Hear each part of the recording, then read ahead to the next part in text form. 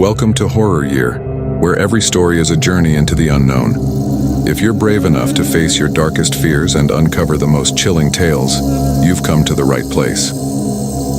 So, dim the lights, turn up the volume, and subscribe to Horror Year. Your journey into terror begins now. It began one ordinary night like any other. With the windows slightly open and the crisp air, our bedroom could hear a gentle breeze. The quiet hum of the setting sun lulled my wife, Sarah, and myself to sleep as we lay close to each other. But things weren't the same that evening. I was sweating profusely and felt as though I had just finished a marathon when I woke up. The dream continued to cling like a leech on my thoughts. I was standing in a strange, run-down house in it. The air was heavy with the stench of decay and mildew, and the wallpaper was peeling. Long and dim, the hallway ended in a door. I discovered that against my strongest objections, I was inching closer to it with my feet moving independently. The door cracked open, letting in a room filled with a sinister crimson glow. A tall, haggard man with empty eyes and skin that appeared to have been stretched too tightly over its bones stood in the center. With a voice that sent shivers down my spine, the apparition fixed its focus on me and said my name. After that, I awoke. I attempted to dispel the persistent fear, thinking it was simply a nightmare. However, Sarah was already awake when I sat up and looked over at her, her eyes wide with the same dread I was experiencing. Her voice was hardly audible above a whisper when she questioned, "Did you have a nightmare?" I nodded, allowing a shiver to run up my back. Yes, it was not good. After taking a deep breath, Sarah uttered, "I was in this house, dark and broken down." In the hallway, there was a figure that was staring at me. It said my name. My stomach fell out. Her statements were an identical replica of my nightmare. The identical home. The same numerical value.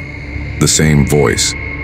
We tried to explain it away for the remainder of the evening, thinking it was stress, something we ate, or just an odd coincidence. But the following night, that justification fell apart. I found myself back in that same collapsing house as sleep claimed me once more. I was on the second floor and going through a few rooms this time.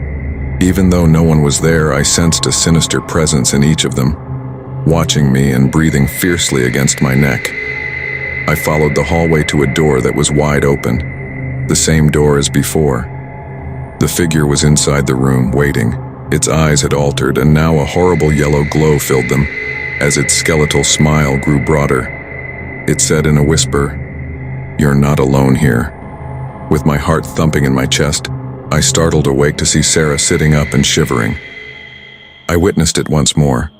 She whispered, her voice wavering. It stated that we are not alone. Now that we both knew, this was no accident. Something was haunting us. It was following us into our dreams and getting stronger every night. Sarah fought to go to sleep by the third night, but finally she gave in to tiredness.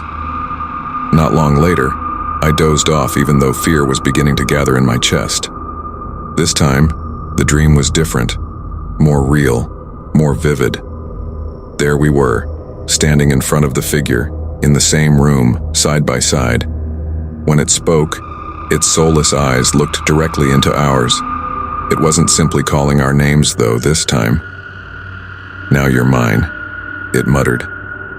The words surrounded us and choked the oxygen out of our lungs, filling the air like a frigid mist. My feet were firmly planted on the ground as I attempted to move and run. I let out a scream when the skeletal fingers, which felt as cold as death, grasped my wrist. Sarah's piercing scream broke the stillness when I woke up. Just like in the dream, she shot to her feet, her hands grabbing for her wrist. A handprint-like red stain burned into her skin. We were unable to distinguish between reality and illusion. The figure was moving closer, and the boundary between our dreams and reality had become less distinct. It was attempting to enter our world and was no longer content to lurk in the shadows of our slumber. That was our final evening in our house. The following day, we packed everything and drove as far away as we could in the hopes of escaping the unrelenting apparition that was haunting us. However, we both know in our hearts that it will eventually find us again, because each time we close our eyes, we sense its spectral presence, waiting to pull us back into that nightmare. And maybe we won't wake up this time. And that brings us to the end of today's delightful story. I really hope it had you on the edge of your seat. If you liked this story, I'd really appreciate it if you could hit that like button. It means a lot to me. And if you're new around here, feel free to subscribe.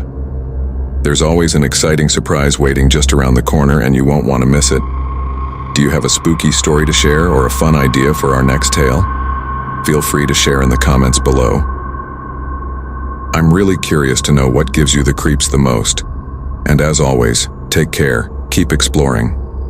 And remember, sometimes the most chilling tales are the ones left untold. Catch you in the next one, if you're up for it.